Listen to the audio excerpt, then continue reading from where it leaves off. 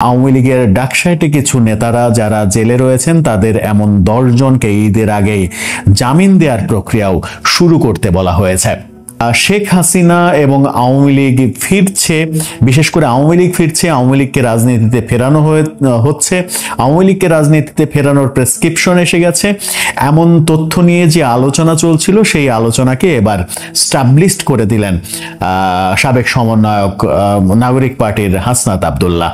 আওয়ামী লীগকে ফেরানোর প্রেসক্রিপশন এসে গেছে ইন্ডিয়া থেকে এবং যুক্তরাষ্ট্র থেকে। আওয়ামী লীগকে ফেরানোর প্রেসক্রিপশনে কাজও শুরু করে দিয়েছে বাংলাদেশ সরকার, এবং সেই ক্ষেত্রে তিনি কৌশলে বাংলাদেশের বর্তমান অন্তর্বর্তীকালীন সরকারকে দোষারোপ না করে সরাসরি অভিযোগের তীর এবং দোষারোপ করেছেন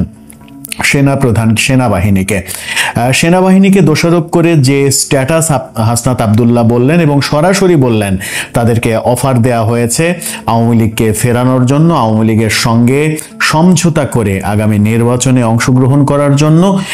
হাসনাত আব্দুল্লাহদের আগে আরো একাধিক রাজনৈতিক দলকে এই প্রস্তাব দেওয়া হয়েছে, তারা মেনেও নিয়েছে। হাসনাত আব্দুল্লাহরা যেন এটা মেনে নেয় তাতেই দেশের সার্বভৌমত্বের জন্য লাভ, তেমনটা বলা হয়েছে সেনাবাহিনীর তরফ থেকে।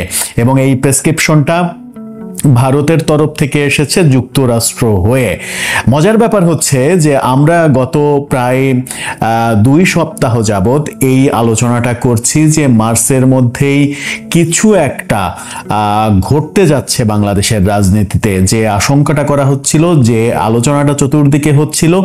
এবং আজকের রাতের ভিডিওতেও আমরা যে বলেছি যে আমেরিকার একটা television channel, Bangla television channel, সেখানে বলা হয়েছে জঙ্গিবাদের ব্যাপারটা থামানোর জন্য 100+ জঙ্গির তালিকা হাতে ধরিয়ে দেওয়া হয়েছে, তাদেরকে অ্যারেস্ট করার জন্য, এরকম তথ্য আমরা বলার চেষ্টা করেছি। এবার হাসনাত আব্দুল্লাহর এখন থেকে 1 ঘন্টা আগে একটা স্ট্যাটাসে ব্যাপারগুলোকে অনেকটাই সত্যে পরিণত করলেন এবং তিনি সরাসরি সেনাবাহিনীকে দোষারোপ করেন। শেখ হাসিনা এবং আওয়ামী লীগ ফিরছে, বিশেষ করে আওয়ামী লীগ ফিরছে, আওয়ামী লীগকে রাজনীতিতে ফেরানো হচ্ছে, আওয়ামী লীগকে রাজনীতিতে ফেরানোর প্রেসক্রিপশন এসে গেছে, এমন তথ্য নিয়ে যে আলোচনা চলছিল সেই আলোচনাকে এবার স্টাবলিশড করে দিলেন সাবেক সমন্বয়ক নাগরিক পার্টির হাসনাত আব্দুল্লাহ। হাসনাত আব্দুল্লাহ এই শেষ রাতে এসে একটি স্ট্যাটাস দিয়েছেন। তিনি তারিখ উল্লেখ করেছেন যে গত 11 মার্চ ক্যান্টনমেন্টে ডেকে নিয়ে তাকে সহ 2 জনকে, ছাত্রদের দলের 2 জনকে এই প্রস্তাব দেয়া হয়েছে যেন তারা সমঝোতা ভিত্তিক রাজনীতি করে, আগামী নির্বাচনে সমঝোতা ভিত্তিক অংশগ্রহণ করে আওয়ামী লীগের সাথে। হাসনাত আব্দুল্লাহ যেটা বলেছেন সেই ক্ষেত্রে আওয়ামী লীগ আপাতত শেখ হাসিনাকে বাদ দিয়ে রিফাইন্ড আওয়ামী লীগ হিসেবেই রাজনীতিতে অংশগ্রহণ করতে চাই। সেই নামটাও তিনি বলে দিয়েছেন যে কাদের নেতৃত্বে এই আওয়ামী লীগ গঠিত হতে যাচ্ছে। সাবের হোসেন চৌধুরী এবং সাবেক স্পিকার শিরিন শারমিন চৌধুরী, এই 2 জনের নাম বলেছেন তিনি। এই 2 জনের নাম বলেছেন যে, এবং তাপসের নাম বলেছেন, শেখ হাসিনার আত্মীয়, শেখ পরিবারের আরেকজন শেখ ফজলে নূর তাপস, ঢাকা দক্ষিণের মেয়র ছিলেন, তার নামও বলেছেন। এই 3 জনকে নিয়ে পরিকল্পনা সাজানো হচ্ছে এমনটা বলেছেন। আমি সহ আরো 2 জনের কাছে ক্যান্টনমেন্ট থেকে এই পরিকল্পনা উপস্থাপন করা হয় 11 মার্চ দুপুর 2:30টায়। আজকে থেকে প্রায় এখন থেকে 10 দিন আগের ঘটনা, যেটা তিনি আজকে এসে লিখলেন, একটু আগেই লিখলেন। 11 মার্চ দুপুর 2:30টায় তাদেরকে ক্যান্টনমেন্টে ডেকে নিয়ে প্রস্তাব দেওয়া হয়। তিনি লিখেছেন, আমাদেরকে প্রস্তাব দেওয়া হয় আসন সমঝোতার বিনিময়ে আমরা যেন এই প্রস্তাব মেনে নিই। আমাদেরকে বলা হয় ইতিমধ্যে একাধিক রাজনৈতিক দলকে এই প্রস্তাব দেওয়া হয়েছে, তারা শর্ত সাপেক্ষে আওয়ামী লীগ পুনর্বাসনে রাজিও হয়ে গেছে। একটি বিরোধী দল থাকার চেয়ে একটি দুর্বল আওয়ামী লীগ সহ একাধিক বিরোধী দল থাকা নাকি ভালো, ফলশ্রুতিতে আপনি দেখবেন গত 2 দিন মিডিয়াতে আওয়ামী লীগের পক্ষে একাধিক রাজনীতিবিদ বয়ান দেয়া শুরু করেছে। আমাদেরকে আরো বলা হয় রিফাইন্ড আওয়ামী লীগ যাদের নিয়ে করা হবে তারা এপ্রিল মে মাস থেকে শেখ পরিবারের অপরাধ স্বীকার করবে, হাসিনাকে অস্বীকার করবে এবং তারা বঙ্গবন্ধুর আওয়ামী লীগ করবে এমন প্রতিশ্রুতি দিয়ে জনগণের সামনে হাজির হবে।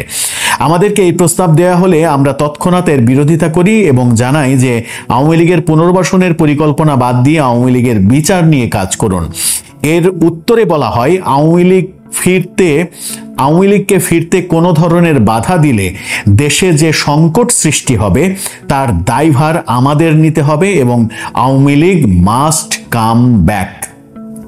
তিনি আরো লিখেছেন, আলোচনার এক পর্যায়ে বলি, যে দল এখনো ক্ষমা চায় নাই, অপরাধ স্বীকার করে নাই, সেই দলকে আপনারা কিভাবে ক্ষমা করে দিবেন? অপরপক্ষ থেকে রেগে উত্তর আসে, you people know nothing, you like wisdom and experience, we are in this service for at least 40 years. তোমার বয়সের থেকে বেশি, তাছাড়া আওয়ামী লীগ ছাড়া ইনক্লুসিভ নির্বাচন হবে না। উত্তরে আমরা বলি আওয়ামী লীগের সাথে কোনো ইনক্লুসিভিটি হতে পারে না। আওয়ামী লীগকে ফেরাতে হলে আমাদের লাশের উপর দিয়ে ফেরাতে হবে। আওয়ামী লীগ ফেরানোর চেষ্টা করা হলে যে সংকট তৈরি হবে তার দায়ভার আপনাদের নিতে হবে। পরে মিটিং অসমাপ্ত রেখেই আমরা চলে আসি। তিনি শেষে লিখেছেন যে কখনো এজেন্সি, এর আগে কখনো এজেন্সি, কখনো ক্যান্টনমেন্ট থেকে চাপ দেওয়া হয়েছে, আজকেও ক্যান্টনমেন্টের চাপকে অস্বীকার করে আমি আবারও আপনাদের উপরেই ভরসা করতে চাই। এই পোস্ট তিনি আরো লিখেছেন যে এই পোস্ট দেওয়ার পরে আমার কি হবে আমি জানি না, নানামুখী প্রেসারে আমাকে হয়তো পড়তে হবে, হয়তো বিপদেও পড়তে হতে পারে, কিন্তু আওয়ামী লীগ নিষিদ্ধের প্রশ্নে কোনো ধরনের আপোষ করার সুযোগ নেই। তিনি আশঙ্কা প্রকাশ করেছেন যে এই যে পোস্ট তিনি দিলেন একটু আগে, সেই পোস্ট দেওয়ার পরে হাসনাত আব্দুল্লাহর বিপদ হতে পারে। হাসনাত আব্দুল্লাহ কি টেকনিক্যালি একটা ভুল করে ফেললেন? তিনি এই মুহূর্তে সেনাবাহিনীকে মুখোমুখি দাঁড় করিয়ে তাদের রাজনৈতিক ভবিষ্যৎ কি একেবারে অনিশ্চিত করে ফেললেন? কারণ এই সেনাবাহিনীর বিপক্ষে এই ধরনের পোস্ট হয়তো সেনাবাহিনীর 2-4 জন তার সঙ্গে কথা বলেছে, যারা কথা বলেছে তাদের মধ্যে সেনাবাহিনীর 2-4 জন হয়তো ছিলেন, কিন্তু সরাসরি গোটা সেনাবাহিনীকে বিতর্কিত করা, এতে যদি সমস্ত সেনা সদস্যরা ক্ষেপে যায় তাতে করে এই যে নাগরিক পার্টি এদের ভবিষ্যৎ অন্ধকারের দিকেও চলে যেতে পারে বলে পর্যবেক্ষকরা কিন্তু বিশ্লেষণ করছেন।